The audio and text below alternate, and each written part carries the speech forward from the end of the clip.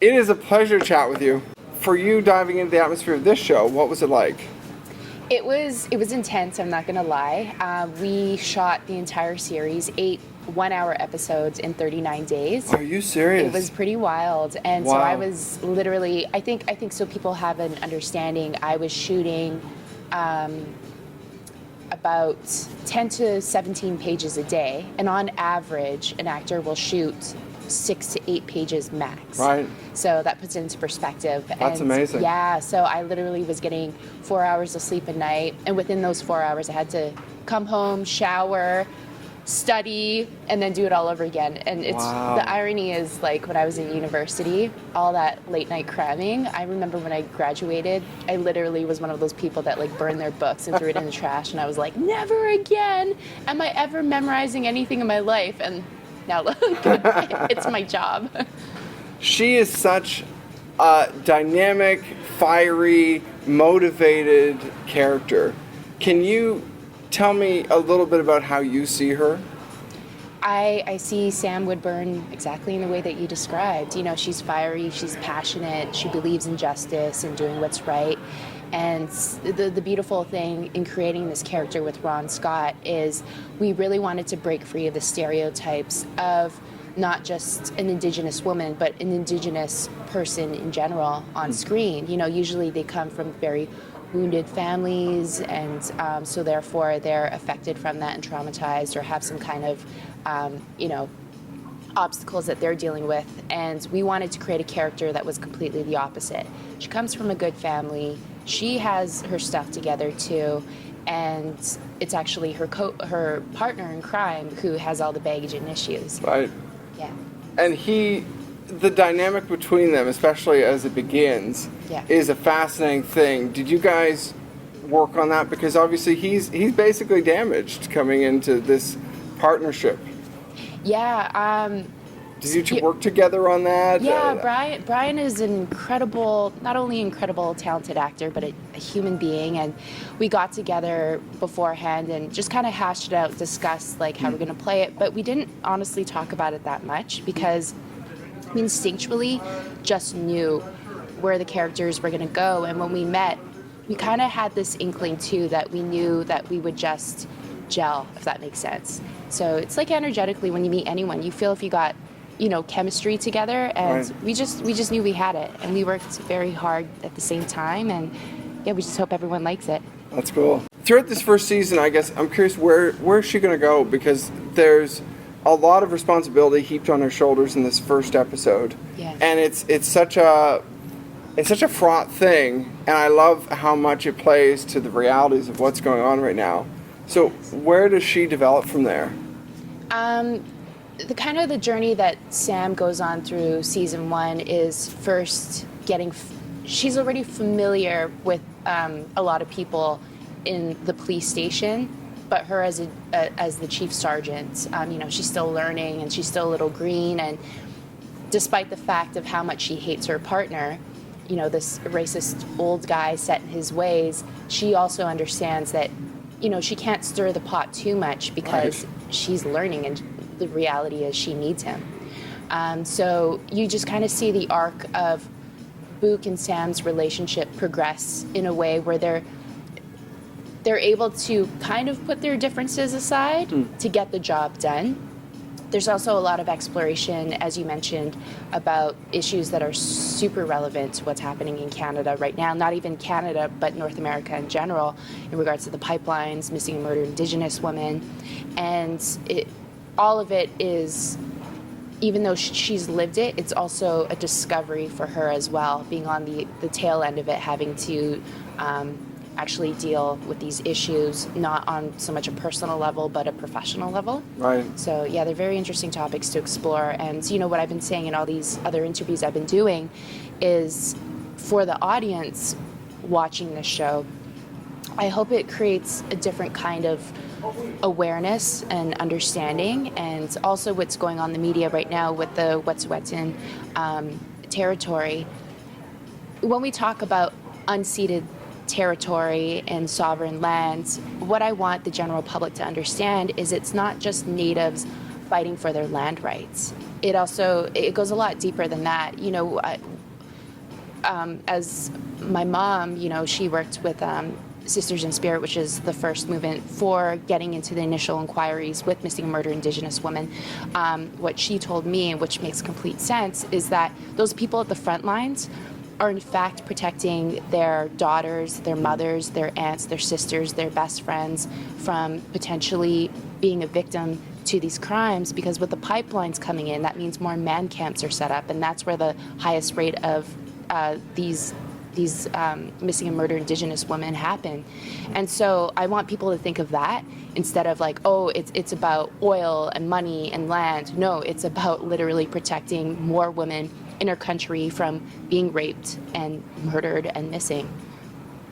It's the second episode. I mean, there's a lot to unpack in that episode alone. I think the first sets the story up to a degree, but the second one really feels like it started the kind of meat of the show, and especially where, you know, the white communities meet the Indigenous communities and how those relationships are so malaligned or misaligned. Is that something we see throughout the whole season? Because I've only seen a couple of the episodes so far. What can you tell us about the rest of it? You definitely get a sense of how the non-Indigenous world and the Indigenous world definitely have a divide through the dialogue and the perspective of what's happening within the police force. So, you know, we're dealing with a bunch of non-Native men in particular who have their prejudices and assumptions and point of views about not just a Native person coming in being their boss, but a Native woman on top of it. So it's like a double thing. But definitely you get to understand the divide through their eyes. Is there one particular thing about her that you love, that it maybe is the best part of playing her? Yeah, I'm sure there's a lot, but I'm curious if there's anything especially that stands out. I with every job I get, I'm so fortunate that I get to play these characters that are super powerful and strong, no matter what their circumstances are. They're constantly overcoming their barriers or obstacles, and in this case, I love that Sam Woodburn is someone breaking into the boys' club and just not being affected by all of the BS. She's so used to it, coming off of a res. So it's nothing new to her in a lot of ways, you know. So as much as these men feel they're intimidating her, she's not intimidated whatsoever. And that's one thing I really wanted to inject into the character and that I just loved playing. And I love that really your partner is the one who seems the most out of water. He's the one who seems to be thrown for a loop and has to deal with things. Yeah. And it's really not, it doesn't feel to me like her in at least the first two episodes that she's not out of her depth. She's taking command and she seems fine. Yeah, and that's intentional too, because the reality is in real life on reservations, tribal cops, what tribal police see is incredible. A lot of non-Indigenous cops will actually, when they get into the police force, they'll begin their training in one of the Native communities, because what they'll see in a year is usually what they won't experience that in their entire career. It's, you know, it's different. So even though that's not said in the season, that's where I was coming from when I was building Sam's character. It's like she's not going to be, shocked to see something that's, dangerous or, with people suffering, because she's been around that her entire life. It's nothing new. So that's why she has this kind of calm exterior with everything.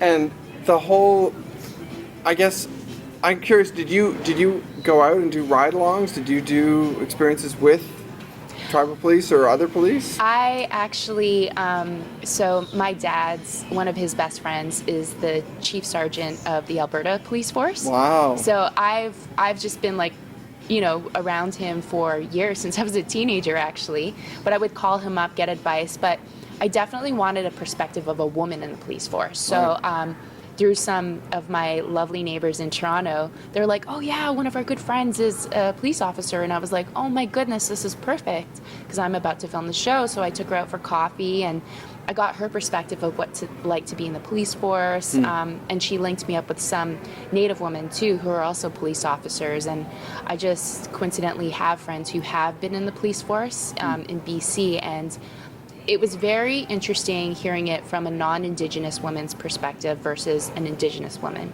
And I'm not going to lie, the Indigenous woman's experience in the police force was not pleasant.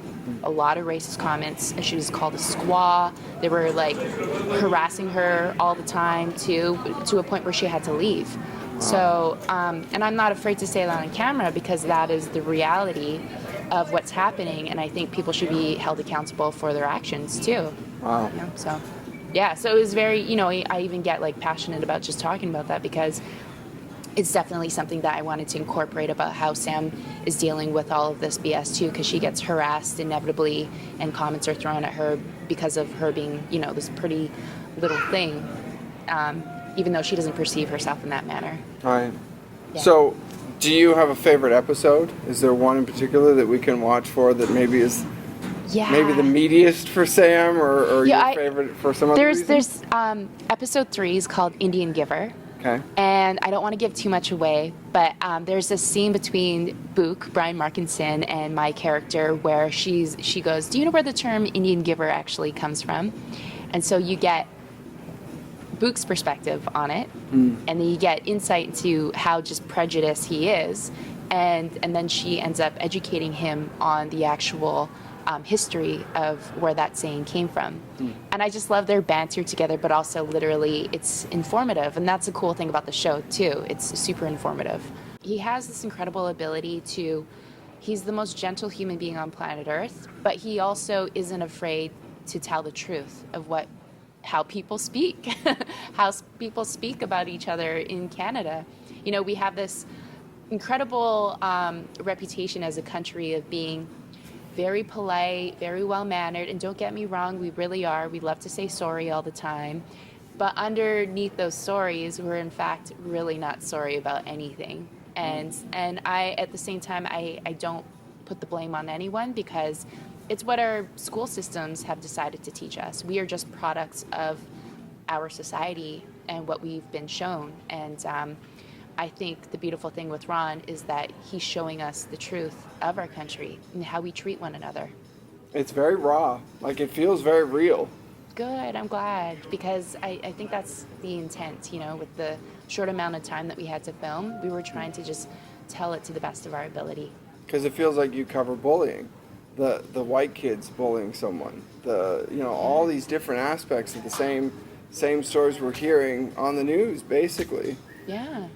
Thank you for pointing that out about the bullying part too, because I think that also shows you about, like, in general, Indigenous or not, what drives people to commit crimes too. You know, it's not that I sympathize with serial killers or any of that stuff, but it does. My biggest thing, and I hope what the show teaches, is empathy, essentially. You know, whether you're a perceived bad person or not.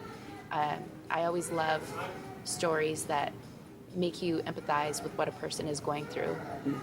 Pretty much it would be cool to have a season 2 where it's just a backstory of why. Right. And that's what I'm always curious about in life in general, is the why.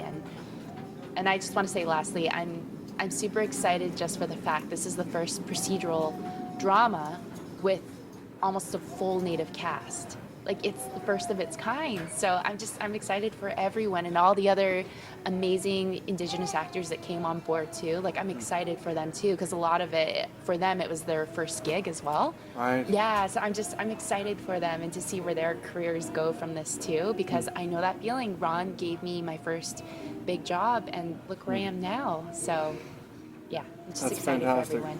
Well, thank you very much for the time. Yeah, thanks, Andrew. Thank you, The Gate.